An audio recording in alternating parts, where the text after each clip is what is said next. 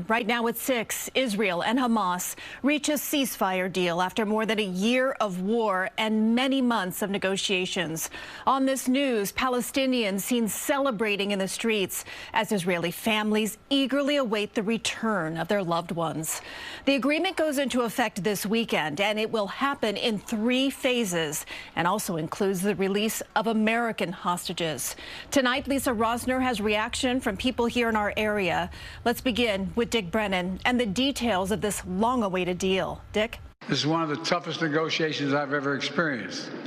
And we reached this point because of the pressure that Israel built on Hamas, backed by the United States. The agreement would take effect Sunday and last 6 weeks. There'll be a withdrawal of all Israeli forces from the populated areas of Gaza.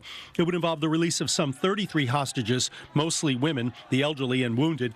In exchange, Israel would release hundreds of Palestinian prisoners, and Palestinians can return to their Gaza neighborhoods. Humanitarian aid would be surged into Gaza. It's also my hope that the ceasefire agreement will lay the foundation for a just and lasting peace between Israel and the Palestinian people. There were celebrations in Gaza and relief in Tel Aviv as both sides hope the ceasefire can hold.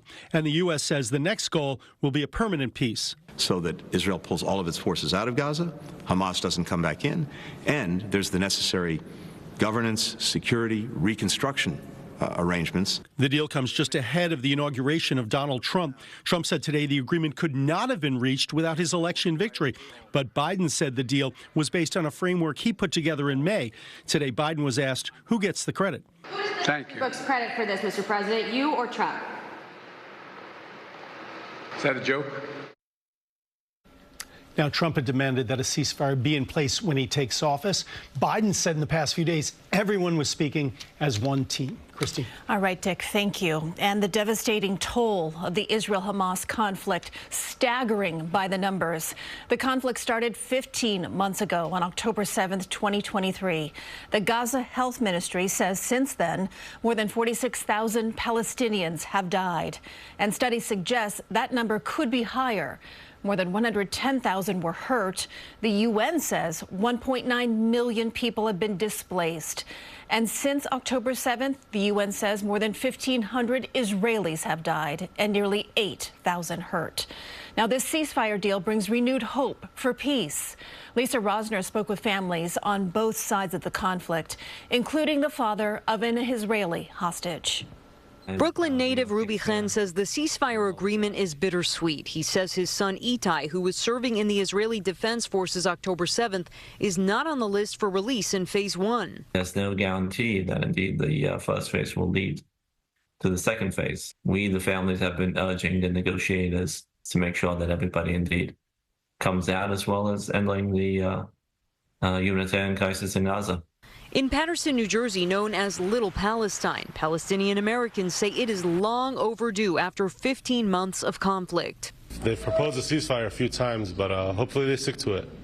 We'll see what happens. He says a 14-year-old relative was murdered last year during Ramadan. He ended up leaving before it was time to break fast, and then he ended up getting shot. And I believe when they came to the house, they arrested his older brother. Israeli Defense Forces told Chen's family that Itai is likely not alive, but they are holding out hope. We are proud New Yorkers. I am a proud New York Knicks fan. For the love of God, I do not know how he became a Celtics fan, but we're missing those types of conversations.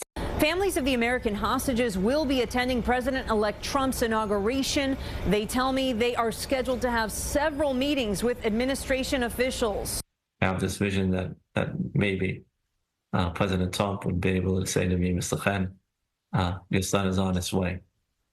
So I'm keeping that type of hope up, that me and my family can be reunited with our son. He says it's time for the next chapter. Outside the Israeli consulate on the east side, Lisa Rozner, CBS News, New York.